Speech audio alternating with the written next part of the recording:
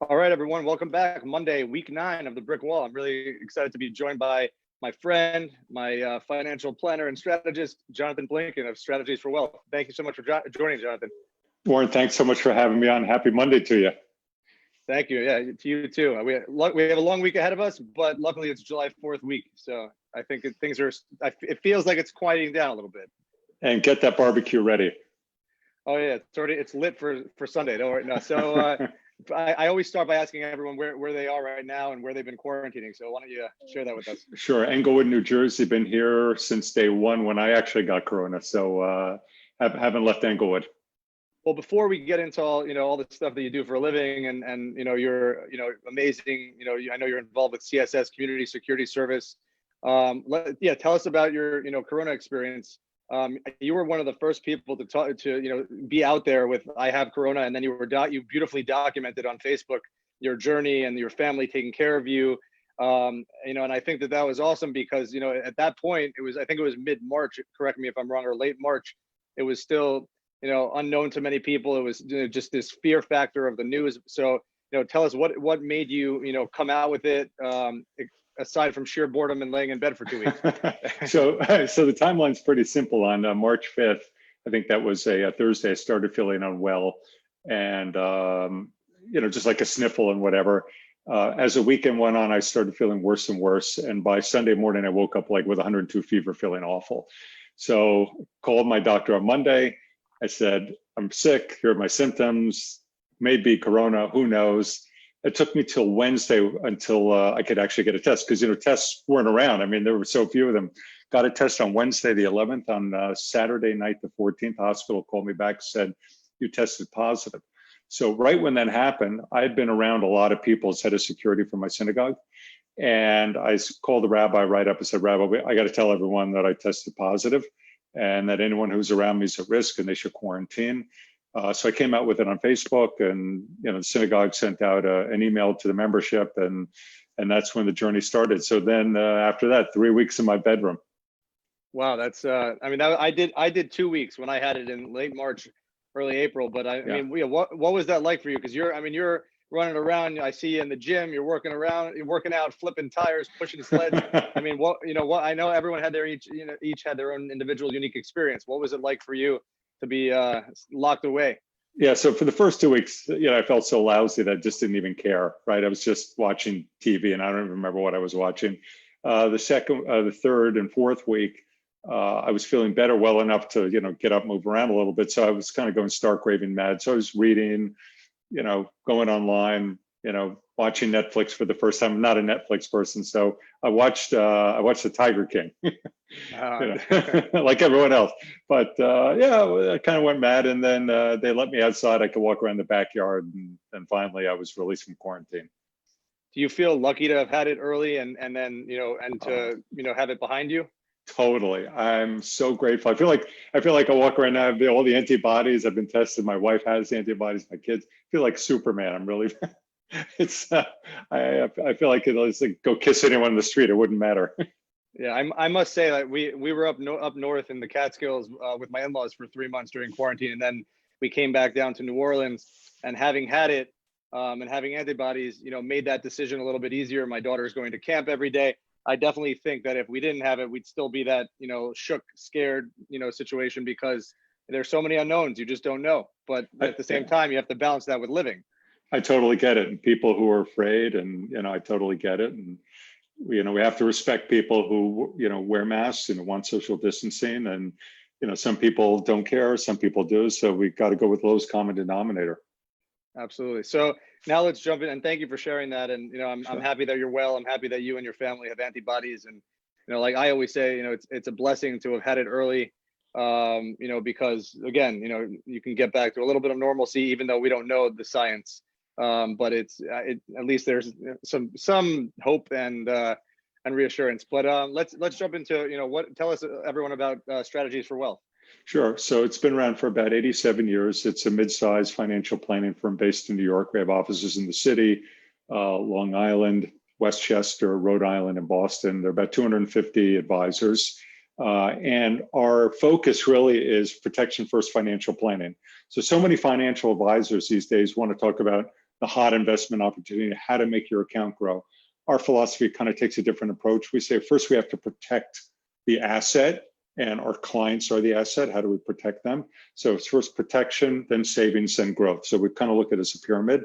And based upon what happened in March and April in the stock market, our clients who took our advice and had protection first and savings and growth didn't get slammed hard. Well, I can actually attest to that, because I wasn't gonna mention it, but I'm a client, and you guys you did an amazing job in in maintaining, and obviously everyone took a huge hit in it, and it sucked. And for a little bit I only look at my account when it's up on up days, but so it definitely sucked. But considering the losses that other people incurred, I definitely think that you guys preserved capital and the original asset well. So, but let's dive into you mentioned protecting the asset, which is the individual.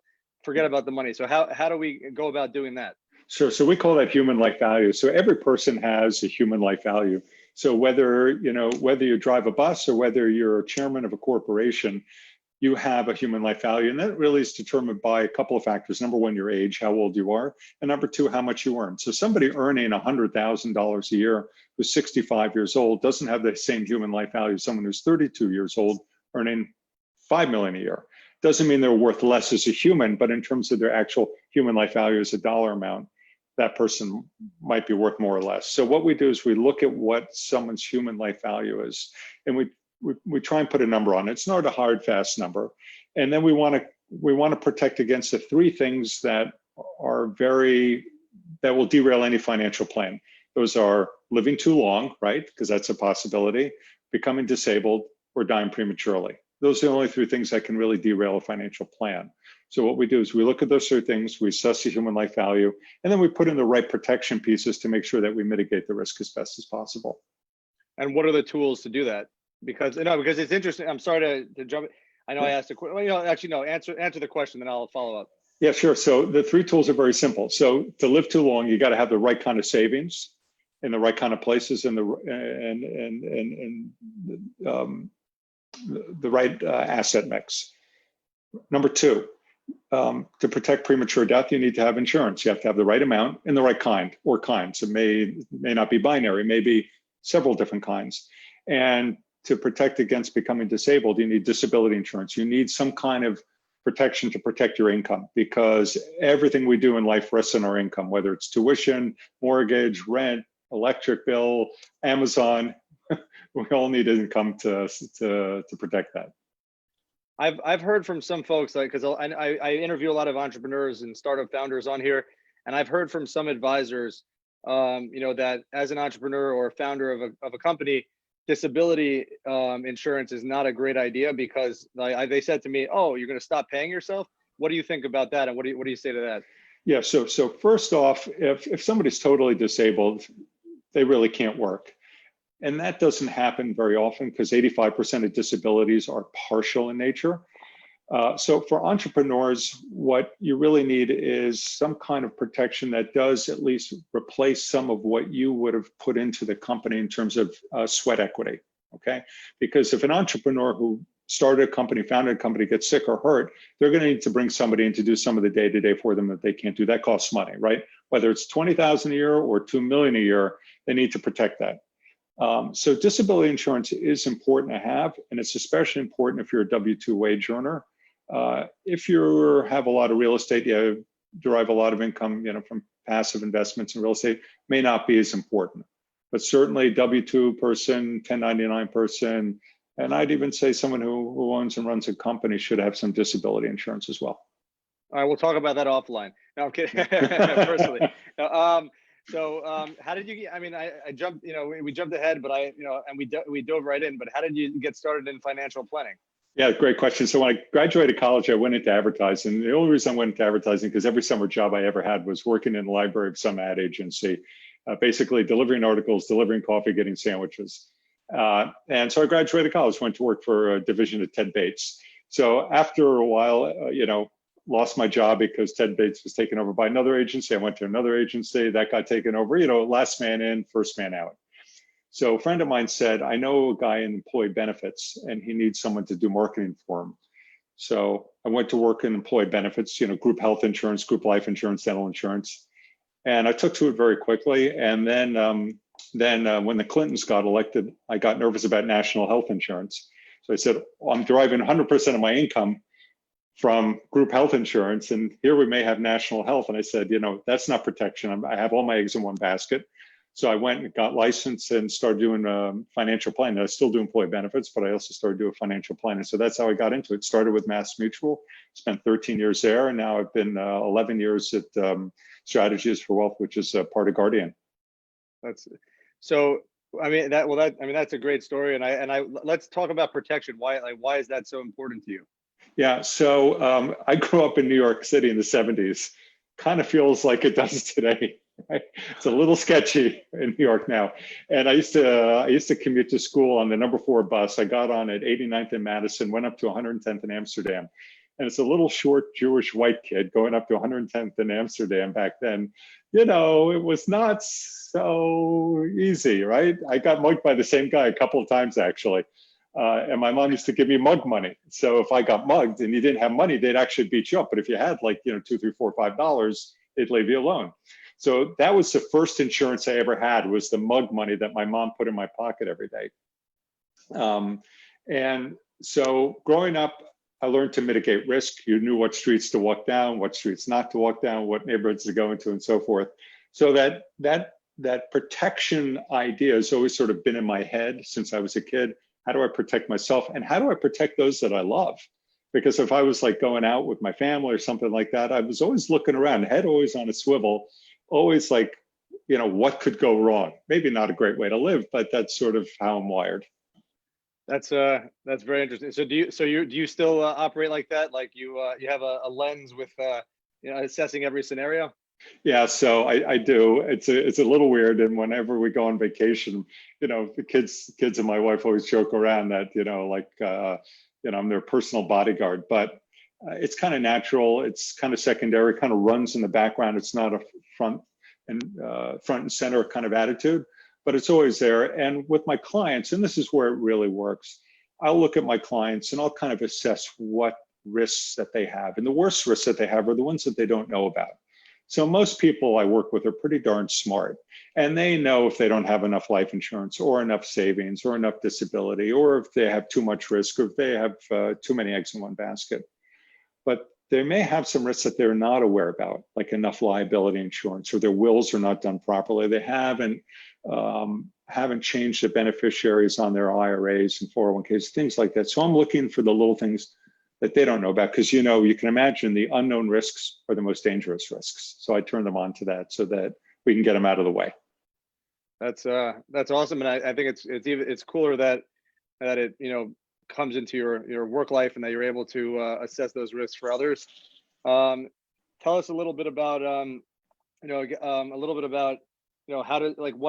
how has Strategies for Wealth adopted your strategy, or meaning, do you think it's across the board as far as like approaching protection? Because as you said earlier, folks are always, financial advisors, planners, always trying to sell you the hot new item. They're trying to be like a hedge fund. They're trying to give you a crazy return or promise the world. But you're a leader in many capacities and ways. Have you been able to influence Strategies for Wealth in that direction? So I think we dovetail very nicely. Strategies for Wealth has always had the protection first philosophy. So when I was meeting with them, and coming from Mass Mutual, which was had a different philosophy, everything kind of fell into place. Their philosophy, my philosophy dovetailed nicely. So I think I've probably been a good influence on them, as they've also been a very good influence on me. And a lot of, most of the advisors kind of think the same way. We build from the ground up. Like, you wouldn't build an apartment building without putting in a firm foundation, right? And then you go to the second, third, fourth, so forth. So we all have the same philosophy. Not everyone executes it the same way. That's where creativity comes in. But from a philosophical standpoint, we all stand there. And in terms of investment philosophy, and obviously I can't give any specific recommendations, but nothing I do is esoteric or sexy. We find that the people who do the best in life are the people who have great discipline. So I've run a bunch of marathons and triathlons. You see the medals in the back there. So I'm not fast. I'm like the slowest guy out there. But just adding a little bit more every day, a little more discipline, getting up, doing what you have to do, eating right, getting some sleep, putting in the miles, boring, but just doing the work got me to the finish line of 8 marathons, a whole bunch of triathlons.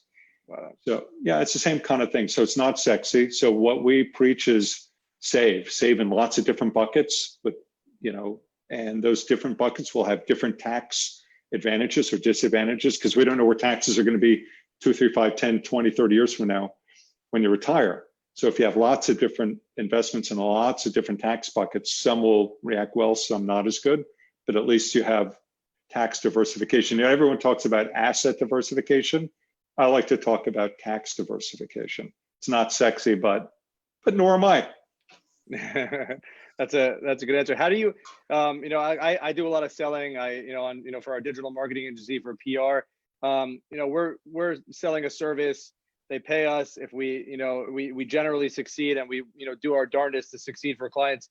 There are always instances with client unhappiness, but we're dealing with a service. You're dealing with people's finances and livelihoods and money and protecting them. How do you make that sale, and how do you build that trust to get folks to choose you with all these options out there? And if you're not sexy, how do you differentiate yourself? So one of my first coaches in business was Dan Sullivan at the Strategic Coach, great program for entrepreneurs. So he said business rests on a 3-legged stool. It's number one is leadership. So you got to be a leader. The second is creativity, and the third is really just sort of the leadership, creativity, and then the last is really just being consistent, right? So if you have those tools, if you have that way of being, and being present with people, they will come to you and they will stay with you. And under promising and over delivering, that's important. That's a great answer. And I've been told by many to join Strategic Coach, and I'm friends with a lot of people from Strategic Coach. So that name is very familiar, and I've seen some of the principles. So that Dan's definitely an awesome guy, and I'm gonna check that out. You were talking earlier about protections, all your eggs in in one basket, different baskets, and foreseeing issues. What do you do when a pandemic strikes and the markets are in turmoil? And it's something that's unforeseen, unprecedented. How do you react to that? How do you react to that with clients? How do you feel? Really the question is, how do you feel confident to give an answer to others when you don't even know what's going on, or none of us do? Right. So this black swan event is like nothing I've ever seen. So I lived through the financial crisis, the dot-com bubble, the 92 credit issue, and then when the market crashed in 87. I've never, and no one alive today has experienced anything like this. So if you have a portfolio that's really well diversified, you have plenty of savings, then knowing that your portfolio might take a hit, whether it's 5% or 35%, but understanding what your time horizon is and when you need it and how you need it changes things. So we had a lot of clients that were already 50-50, 50% fixed, 50% equities. We had some that were 70-30, some were 80-20. It depends where you are. So someone young, we probably have them more aggressive, but in all cases, we want to make sure that they have at least 12 months of cash on hand for living expenses, right? So we make sure that they have that. So no matter what happens, pandemic, lose their job, become disabled, they at least have 12 months of living expenses. And then it's just being thoughtful about what's happening next. And we barely sold any positions for anyone. We just said, stay the course. And you can see it's been not quite a V-shaped recovery, more like a Nike swoosh recovery. Things are coming back nicely. Well, if you're in the NASDAQ, it's come back, all the way, but record setting, yeah. Right. So it's the volatility is crazy. But during this time, continue to save dollar cost average into 401k plans or qualified or non-qualified plans, because people during February, March, April, who were putting money into the market, yeah, they saw it go down, but they were buying more shares at a lower price on average. So when it does come back, it has an exponential effect. And what do you say to someone who asks you, like, things seem to be recovering? It's this Nike swoosh that you say, that's on my shirt. We'll give them a shout out. what do you say? I mean, like, I've talked to some folks who think that there's this bottom that's going to fall out again, based on unemployment, the city's falling apart. What do you think about that? So look, I can't predict what's going to happen in the market. All I know is that control the controllables, continue to save no matter what the amount is, save in lots of different kinds of buckets with different tax implications. And cash is king. So if you save, whether you save in a checking or savings account or a money market fund, or if it's in your 401k, in cash or something very, very safe, I think that's fine. And then as we get more clarity into the fall, maybe there's a big second wave, who knows? Maybe there'll be a cure, maybe there'll be a therapy that is absolutely like Tamiflu, so that whoever gets it, they pop a couple of pills, wait a couple of days, they'll be fine. So I think just be disciplined, stay the course, and make sure that, you put you put your savings in different kinds of buckets. That's great advice, and I'll take it. Now let's jump into to life insurance, because I've also been talking to a lot of people about that, especially with COVID. Do you think premiums are going to go up? Do you think that industry changes a little bit with more risk of death among different demographics within the population? So it's interesting. So right now we're not seeing any impact on mortality tables. And for mortality tables to change, it takes a lot of time. So mortality tables aren't changing anytime soon. The one major impact that we've seen is a number of good companies, and one of the companies that I do work for, Guardian, is actually for people under 50 who want to get $3 million of coverage or 15,000 of disability coverage or less, can actually get it all via email without an exam through the month of July, which is really unbelievable if you think about it, because everyone had to draw blood, urine, do the whole thing. But through the month, up until the end of July, no exam is necessary. But we are seeing more interest in people looking at life insurance, also reassessing their estate plans. But the mortality figures we've seen have been high among the older population. People under 50, though not fun to get, you went through it, right? Wasn't fun. The numbers I'm seeing now are less than 0.25% mortality, which kind of fits in sort of with the flu. I'm not downplaying the severity of Corona. Look, I was sick, I felt lousy. And I know people who are really, really sick with it, but it's not really affecting mortality tables. Okay, and then just so since you're the expert, can you tell everyone what's the difference between whole and term? Because until I met you, I didn't really understand the difference, and whole seemed like this strange place for me. But can you give us some insight into what the two are, the differences? Yeah, so the two umbrellas of insurance, one is term, right? And that lasts for a specific term of time, 5, 10, 15, 20 years, and it's done. There's no accretion in cash value. It's just sort of like your car insurance. You pay the premium and you're covered. If nothing happens, good, right? And then that's great for young people or people that don't have a lot of cash flow that want to cover risk for a certain amount of time. Permanent life insurance comes in a number of different forms. There's traditional whole life, which has been around for 180 years. It's a really tested product. It's phenomenal. There's variable and universal life, but whole life, we call it permanent insurance.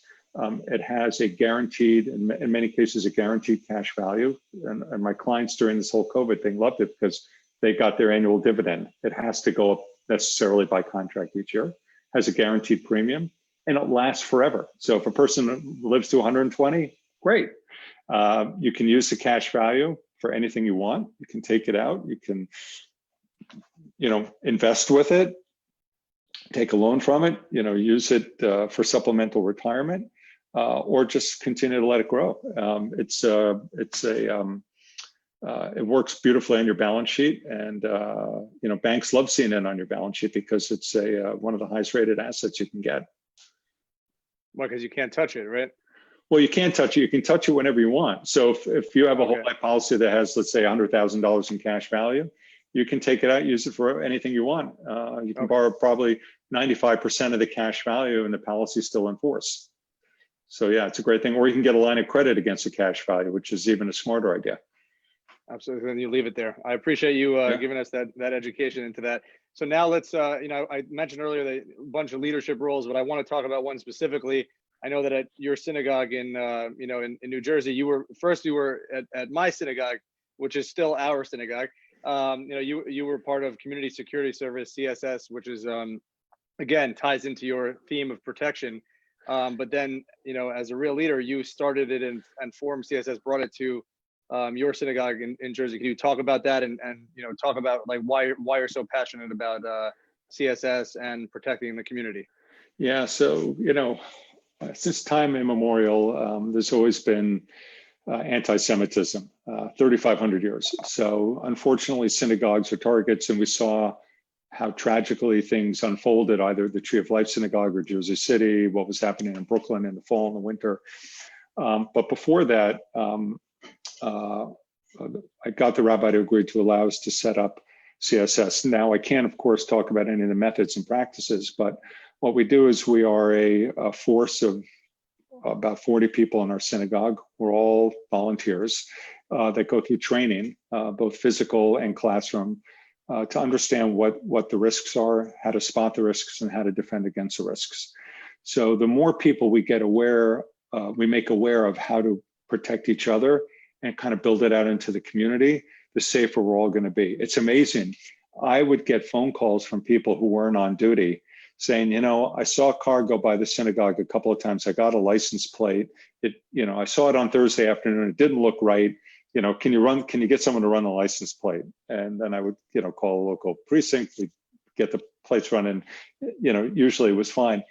But again, we just made people aware a little bit, put it in the back of their mind so that they understood that they were participating in the security of the community. Look, my wife goes to synagogue, my kids go there, and the people who serve on CSS, their spouses and their children go there as well. So they want to make sure they're well protected.